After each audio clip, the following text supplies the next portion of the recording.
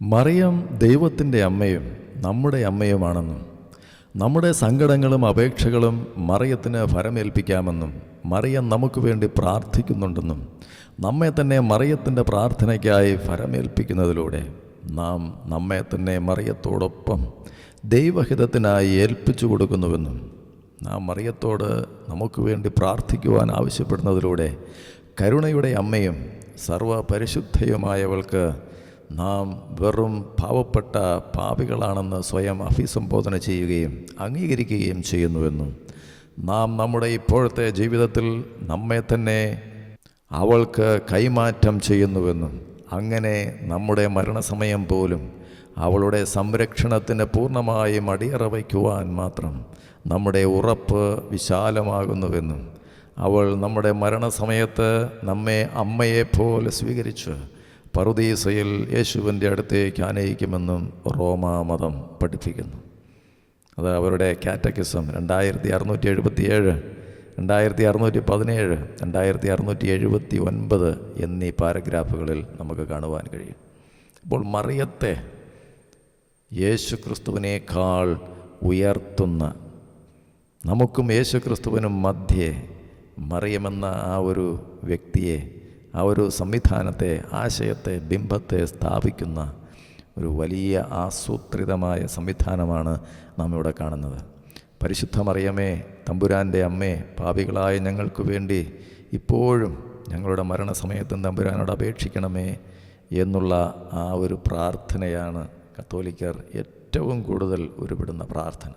മറിയത്തെ ആശ്രയിച്ചു നിൽക്കുന്ന ഒരു ആത്മീയ സംവിധാനമാണ്, ഒരു മറിയ മതമാണ് കത്തോലിക്ക സഭയുടേത്. ഇത്തരം ബൈബിൾ വിരുദ്ധമായ തെറ്റായ ആശയങ്ങളുടെ കുടുക്കിലും അടിമത്തത്തിലും നാം അകപ്പെട്ടു പോയാൽ അത് ഒരു ബന്ധനമാണ്. കത്തോലിക്ക സഭയുടെ ഇത്തരം ആശയങ്ങളൊന്നും തന്നെ ബൈബിളിൽ നിന്നുള്ളതല്ല. ആ ഒരു യാഥാർത്ഥ്യം നാം മനസ്സിലാക്കിയില്ലെങ്കിൽ വളരെ അപകടകരമാണ്.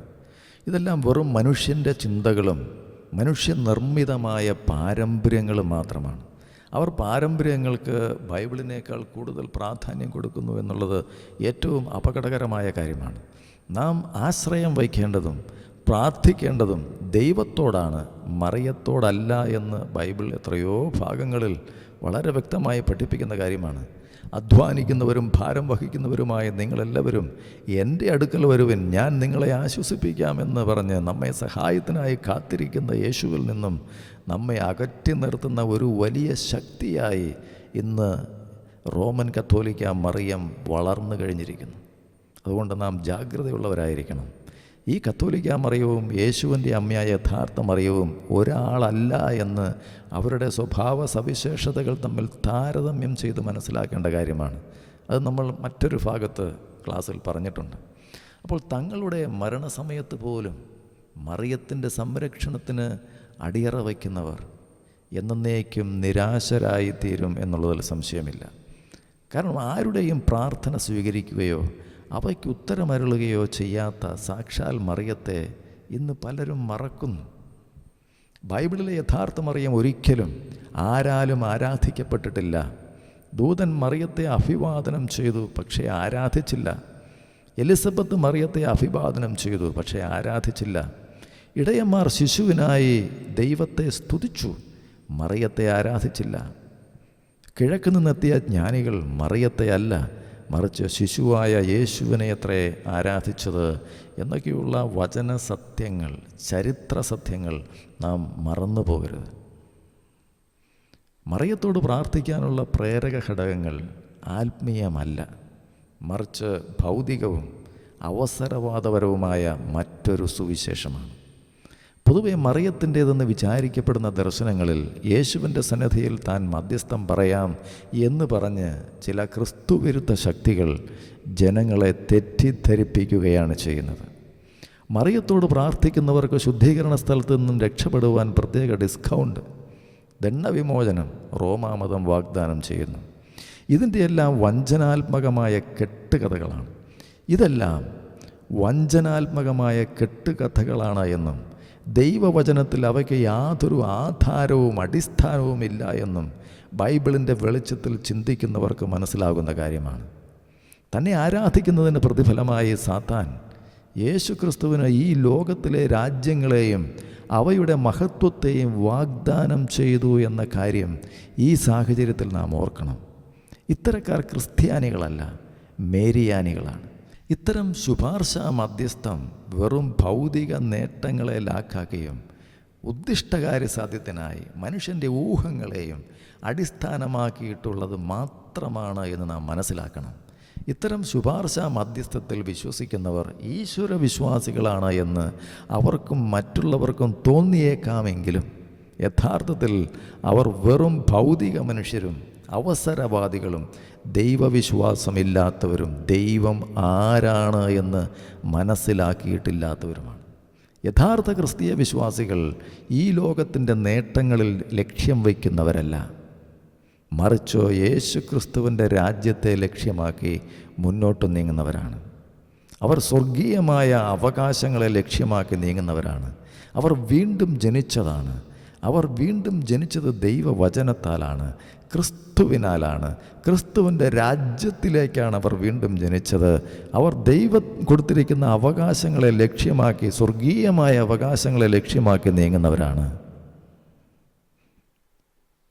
നിങ്ങൾ ക്രിസ്തുവിനോടുകൂടി ഉയർത്തെഴുന്നേറ്റിരിക്കുന്നുവെങ്കിൽ ഈ ലോകത്തിലുള്ളതിനെയല്ല, ക്രിസ്തു ഉയർത്തെഴുന്നേറ്റിരിക്കുന്ന ഇടമായ സ്വർഗത്തിലുള്ളത് തന്നെ അന്വേഷിക്കുമെന്ന് ദൈവത്തിൻ്റെ വചനം നമ്മോട് പറയുമ്പോൾ, ഉദ്ദിഷ്ടകാര്യ സാധ്യത്തിനായി ദൈവമല്ലാത്ത ആളുകളുടെ പിന്നാലെ പോയി അവരോട് പ്രാർത്ഥിക്കുന്നതും ആരാധിക്കുന്നതുമെല്ലാം ദൈവവചന വിരുദ്ധവും ദൈവവിരുദ്ധവും ദൈവകോപത്തിന് ഇടവരുത്തുന്നതുമാണ് എന്ന് മനസ്സിലാക്കിക്കൊണ്ട് തന്നെയാണ് സാത്താൻ അനേകരെ കൊണ്ട് ഇക്കാര്യങ്ങൾ ചെയ്യിച്ചു കൊണ്ടിരിക്കുന്നത്. ക്രിസ്തു ഈ ലോകത്തിലായിരുന്നപ്പോൾ അനേകർ യേശുവിനെ നേരിട്ട് സമീപിച്ചു. അതുകൊണ്ട് വിശുദ്ധരോടുള്ള മധ്യസ്ഥത തികച്ചും അനാവശ്യമാണ് എന്ന് ബൈബിൾ വ്യക്തമാക്കുന്നുണ്ട്. എന്നാൽ അതിന് വിരുദ്ധമായ മാനുഷിക പാരമ്പര്യങ്ങളിലൂടെയാണ് ഇന്ന് ജനങ്ങളെ ഈ സാത്താൻ അട്ടിമറിച്ചു കൊണ്ടിരിക്കുന്നത്. ആർക്കും എപ്പോഴും യേശുവിനെ നേരിട്ട് സമീപിക്കുവാൻ കഴിഞ്ഞിട്ടുണ്ട്. സക്കേവൂസും ശമരിയ സ്ത്രീയും അനേകം കുഷ്ഠരോഗികളും യേശുവിനെ നേരിട്ട് സമീപിച്ച് അനുഗ്രഹങ്ങൾ, സൗഖ്യങ്ങൾ പ്രാപിച്ച സംഭവങ്ങൾ ഇതിന് തെളിവാണ്. എന്നാൽ മറിയത്തെ തന്നെ മധ്യസ്ഥയാക്കണമെന്ന സ്വാർത്ഥലാഭേച്ഛയോടെ പിടിവാശി പിടിക്കുന്നവർക്ക് കാനായിലെ കല്യാണ സംഭവത്തെ ദുർവ്യാഖ്യാനം ചെയ്യുന്നത് തന്നെ അഭയം. ഇത്തരം മർക്കടമുഷ്ടി ആത്മാർത്ഥത കുറവ് കൊണ്ടും അറിവില്ലായ്മ കൊണ്ടും ഉണ്ടാകുന്നതാണ്. അഥവാ മറിയത്തിൻ്റെ അഭ്യർത്ഥന പ്രകാരമാണ് യേശു വെള്ളം വീഞ്ഞാക്കിയതെന്നിരിക്കട്ടെ, പക്ഷേ അതിനേക്കാൾ ചെറിയതല്ലാത്ത അനേക അത്ഭുതങ്ങൾ യേശു മറ്റു പലരുടെയും അഭ്യർത്ഥന പ്രകാരം ചെയ്തതായി നാം ബൈബിളിൽ കാണുന്നില്ലേ? മാർത്തയും മറിയയും കരഞ്ഞപ്പോൾ മരിച്ച ലാസറിനെ യേശു ഉയർപ്പിച്ചു. ചിലർ ആവശ്യപ്പെട്ടതനുസരിച്ച് ചെകിടന് കേൾവി നൽകി, കുരുടന് കാഴ്ച നൽകി. നയീനിലെ വിധവയുടെ കരച്ചിൽ കണ്ട് മരിച്ച ഏക മകനെ ജീവിപ്പിച്ചു. ഗലീലയിലെ കാനായിൽ വെച്ച് ഭൃത്യൻ്റെ അപേക്ഷ പ്രകാരം മരിക്കാറായ മകനെ സൗഖ്യമാക്കി. പള്ളിപ്രമാണി അപേക്ഷിച്ചപ്പോൾ മരിച്ച മകളെ ജീവിപ്പിച്ചു. എന്തുകൊണ്ടാണ് ഈ സാഹചര്യങ്ങളിലെല്ലാം യേശുവിനോട് അപേക്ഷിച്ചവർക്കും മറിയത്തിന് കൊടുക്കുന്ന വണക്കം കൊടുക്കാത്തത്? ഇതിൽ നിന്നെല്ലാം വ്യക്തമാകുന്നത് ആർക്കും ആരുടെയും മധ്യസ്ഥത കൂടാതെ യേശുവിൽ നിന്നും അനുഗ്രഹങ്ങൾ പ്രാപിക്കാമെന്നാണ്. യേശുവിനേക്കാൾ കരുണയുണ്ടെന്ന് അഭിനയിക്കുന്ന മറിയവും പാപികൾക്ക് സാമീപ്യനല്ലാത്ത യേശുവും ബൈബിളിലെ മറിയവും ബൈബിളിലെ യേശുവുമല്ല എന്ന് ബുദ്ധിയുള്ളവർ മനസ്സിലാക്കും. അവ മറിയത്തിൻ്റെയും യേശുവിൻ്റെയും ലേബലിൽ ആൾമാറാട്ടം നടത്തി ജനങ്ങളെ വഞ്ചിക്കുന്ന കപടാത്മാക്കളാണ് എന്ന് ആത്മാവിൽ വെളിച്ചം പ്രാപിച്ചവർക്ക് മനസ്സിലാക്കുവാൻ പ്രയാസമുണ്ടാവില്ല. എന്നാൽ ബൈബിൾ പ്രകാരം നാം പിതാവായ ദൈവത്തെ സമീപിക്കേണ്ടത് പരിശുദ്ധാത്മാവിൽ പുത്രനായ യേശു ക്രിസ്തുവിൽ കൂടിയാണ്. സഭ ക്രിസ്തുവിൻ്റെ ശരീരമാണ്. യേശു ക്രിസ്തുവിൽ വിശ്വസിക്കുന്നവരെല്ലാം യേശു ക്രിസ്തുവിൻ്റെ സഭാ ശരീരത്തിലെ അംഗങ്ങളാണ്. അതുകൊണ്ട് യേശു ക്രിസ്തുവിൽ വിശ്വസിക്കുന്നവർക്കെല്ലാം യേശു ക്രിസ്തുവുമായി ഐക്യമുണ്ട്. അതിനാൽ യേശു ക്രിസ്തുവുമായി ബന്ധപ്പെടാൻ മറിയത്തിൻ്റെ മധ്യസ്ഥത തികച്ചും അനാവശ്യമാണ്. അതുമാത്രവുമല്ല, അപകടകരവുമാണ്. യേശു പലപ്പോഴും താൻ വെറും മാനുഷികമായ ബന്ധങ്ങൾക്ക് അതീതനാണെന്ന് സ്ഥിരീകരിച്ചിട്ടുണ്ട്. ദൈവത്തോടുള്ള വിധേയത്വത്തിൽ നിന്ന് ഉരുത്തിരിയുന്ന തന്നോടുള്ള വ്യക്തിപരമായ ആത്മീയ ബന്ധം മാനുഷികമായ ജഡിക ബന്ധങ്ങളെക്കാൾ വളരെയധികം പ്രധാനവും ഉന്നതവുമാണ് എന്ന് യേശു പഠിപ്പിച്ചു.